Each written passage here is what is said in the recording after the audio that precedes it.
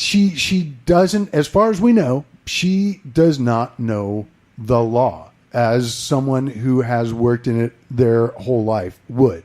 She would study, and she has the brain capacity to retain that information and then apply it. Yeah. But I'd like somebody who's just ahead of the curve and isn't going to learn on the job, you know? Sure. And plus, when that pendulum swings, you know how that pendulum swung from educated, biracial man who appreciates the law and is good to his family and treats women like equals, and then we got Trump. When that pendulum swings back, it's got to be. I feel like it's got to be Kamala Harris. It has to be woman, biracial, knows the law. I dig Kamala Harris so far, in terms of her work as a senator, and she was attorney general before that for the state of California. Mm-hmm. And she doesn't take any shit. Yeah, she has enough time under her belt in office. I mean, I'm asking. I'm not trying to play devil's advocate or anything. She's on two committees now. She's on the Intelligence Committee and the Judiciary Committee, right? So she's got experience from committees that elevate her standing. Plus, she has lots of experience with the law, and she doesn't take any shit. And she's an actual senator, so she knows what it is to go into that chamber and feel the obligation to protect the citizens of this country, as opposed to enrich her own pocketbook. People are already starting to go after her because when she was a prosecutor, she actually prosecuted people. And they're like, you should have taken it easy. She was doing she's a prosecutor. She knows the law. So she did it, and that's to be commended. So I think she looks great on camera. She gives great interviews. I saw her on Maddow last night, knocked it out of the park. And also when she cusses, it's like they were like they want to take away your health care. I mean, what the fuck is that? When she cusses, it's like it's not directed at someone, in order to demean. Yeah, it's not demeaning. It's like it's it's an expression of frustration. And it's totally different. And I think that she would shut him down in a debate and be like, I'd take a swing at him. Which I want to run for president, not to win or anything. That would be my platform. I'm not running to win. I'm running so he'll have to fight me in the octagon and look me in the face and say I'm not going to fight you because I'm too scared because I'm a little bitch. That's why I'm here. Vote for Kristen. Vote for Kamala. They're qualified. If I win, I'm just going to make Hillary Clinton my vice president, and then I'm going to be like, you know what? I don't want to do this. I'm going to let somebody else do the job. Hillary, you up for it? And she'll be like, yeah, girl. And I'll be like, sweet, I'm out. That's what I would do. I just want to fight him. That's all I want.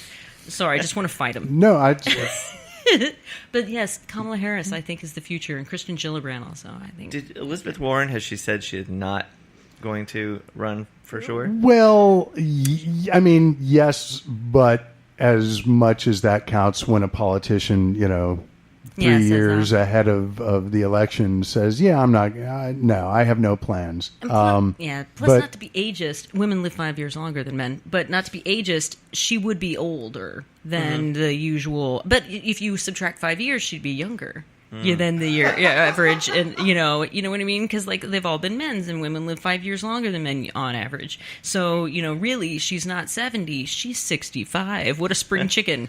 You know what I mean? And also she's qualified. Because speaking of old people who are running for office, the Nazi of the desert, the desert fox himself, Rommel. No, Arpaio. Thank you. It's so close.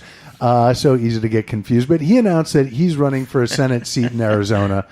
And he's 86 or he's 85 and he'll be 86 by the time of the election. I get it. There's no racist like an old racist, but what the hell? Yeah, I don't usually root for cancer. Cancer's too good for Arpaio. I hope he gets eaten by his own liver spots. That would be beautiful. Or even just not prairie dogs. What do they have in the desert instead of prairie dogs? They have prairie dogs. Are they? Okay. Yeah. Not just for prairies anymore. They also, some of them have bubonic plague. Oh. Really? Yeah. Prairie dogs? It's reputed. Let's get some plague-ridden prairie dogs delivered to disgraced former Sheriff Joe Arpaio. Ooh, they can bite him, and then he can go to a rally. I would watch that. It's a real, I would days so later watch type that. scenario. Hell yeah, and then we seal the doors. That was my plan for the RNC last year. I couldn't get anyone to sign on. It would have been such a great installment of the Die Hard franchise. Is someone announces that there's a bomb in the convention center for the Republican National Convention, and former New York police officer John McClane has only 15 minutes to go around and lock all the doors. That's so much better than John McCain having to go around. Yeah, but that would be an added level of tension. Can he do it? Absolutely. Yeah, he gets to the last door, and the bar for the door is set at head level, and he can't get his arms Terrible. up high enough to... No, shame on you, sir. Shame. Also, He's if the an honored NSA, veteran. yes, if the NSA is monitoring this podcast, just want to say all this bomb talk. It's just these are just movie just plots we're throwing out. It's covered under parody law. Yeah. Except I do genuinely believe that you would like to use your First Amendment rights to invite Trump to step into the octagon. Yeah, and it's for charity, so that makes it okay. I'll be fighting for Planned Parenthood. He'll be fighting for the Klan. Let's see what happens. Well, I stand with Planned Parenthood. Thank you. We've got a little bit more time left on the show, and we were talking about Oprah and other strong women that could be contenders to run for president in 2020.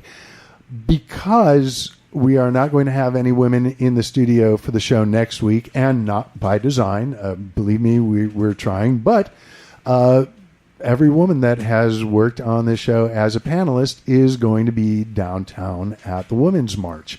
So since we aren't going to have any women in studio to be able to talk about it next week, Liz, I want to talk, and obviously Josh, we're not. All right, let's get the other guy out of here. Josh is going too. Yeah, and I was there last year.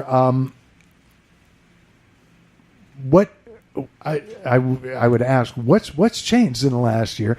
I think we all know that we do a show almost every week talking about what's changed in the last year.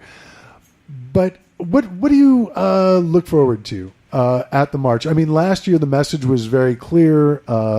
You lost the popular vote by 3 million.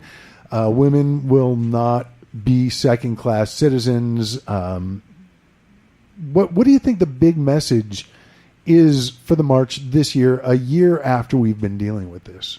Well, last year when I went, I was obviously distraught. Like, I went to the Inauguration Day protest, and then the next day I went to the Women's March, and then the next day I had people over and we watched painting with Bob Ross, and we all painted so that I could chill the fuck out. And I was like, I arranged that, before, I went to any of the protests. And when I left the Women's March, I was like, you know what? We've got this. You know what? Like people have suffered throughout history, and the oppressor always get what's coming to them eventually, and when we rise up and when we stand together and when we protect each other. So I guess this year I'm looking for that feeling again, and I'm also looking for us to remind each other that it's not over, and that we have to stick this landing, and that our democracy and our institutions are stronger than any one person and his bag of cronies. And we're going to make it as a nation. We're going to come out on the other side better for it because we have something to fight for. And we've people to fight with and for, So we've got to be a good example for our kids and for each other. And I'm getting emotional. Because we need to, and if we can just hold on and keep fighting one more year, they're all gonna fucking be gone, and Donald Trump will die in prison at the end of another man's dick. And that's what I want. And so will Jared Kushner. Beautiful words to end the show on.